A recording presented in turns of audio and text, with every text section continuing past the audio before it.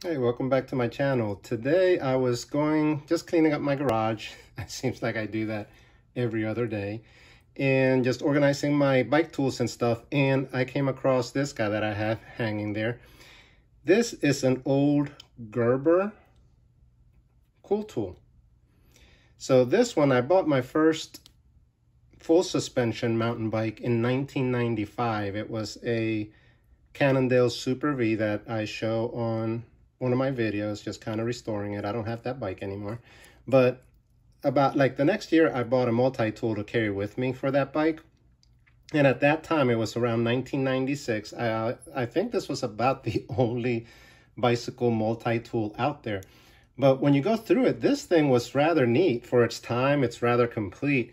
It was first marketed by another company, I think by the guy that actually patented it. And then Gerber bought the rights to it, kept the tool exactly the same. So it says cool tool, has the patent number. Then on this side, it says Gerber. I think the original one didn't say anything there. First thing that you notice is that it has an adjustable wrench. It is narrow, so it can be used as a cone wrench also, and opens up there. Everything is held together by a high-tech rubber band. Needless to say, this is not the original rubber band. But this was really well thought out. So you have the tool, and you notice you have hex wrenches or hex keys here. Now, unfortunately, this one is not the original one. At some point, I lost it. This is a 5mm. And the original one tapered down, the last about ½ inch or so, tapered down to a 4mm. So you had 4mm here, 5mm here. Then you have your 6mm with an adapter that goes here. If you put it in this way, it becomes an 8mm. If you put it in this way, it becomes a 10mm. So you have 4, 5, 6, 8 and 10mm hex keys in that little kit. The other end of the 6mm is a Phillips head, and you can use that to adjust the limit screws on your derailleur. So now you have this, and here that is actually a spoke wrench. If you take this off, you'll notice you have a chain tool here.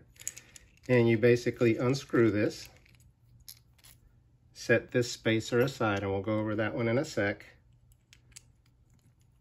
Screw it back in, and now you have your chain breaker tool. Put the chain in here, remove the link. To get leverage, you would stick one of the hex wrenches in here, and you can get leverage that way. So the other cool thing is that this little so-called spacer that I took out is actually a socket. So it has 14mm on one side, 15mm on the other side.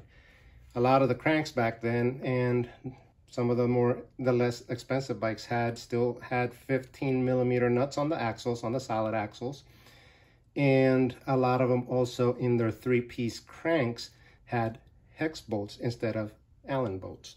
So this could fit on your crank, and it has a little groove right there.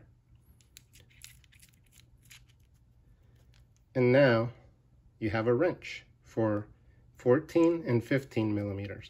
And then, like I said, you have the spoke wrench right there, and this can serve as a cone adjusting tool. And so let's put it all back together. It's not super heavy. The first version, I believe, was in titanium. You can just put it all together again, put the little rubber band on it, and throw it in your tool bag. So all in all, a pretty well thought out little tool. Like I said, too bad I lost the 4mm because it's still rather useful. Now, nowadays, I just carry something like this. So it has spoke wrench, has the chain brake tool right there, the chain tool right there, and a lot of, you have Torx, Phillips, and all the Allen wrenches you need. So it's pretty neat. So this is just super cool. And on older bikes, it works better because you will have the hex bolts on the older bikes. So this would actually still be very useful. So if you ever used one of these, shows your age, just like mine.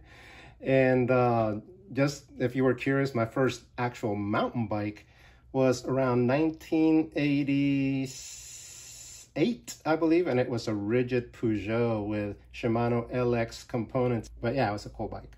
So I hope you learned something if you didn't know about these tools and that they existed. And it's kind of cool to see how things have progressed and look at these older tools and how well they were made. And like I said, I think it's rather ingenious the way this is thought up. So give it a thumbs up. Thanks for watching. See you next time.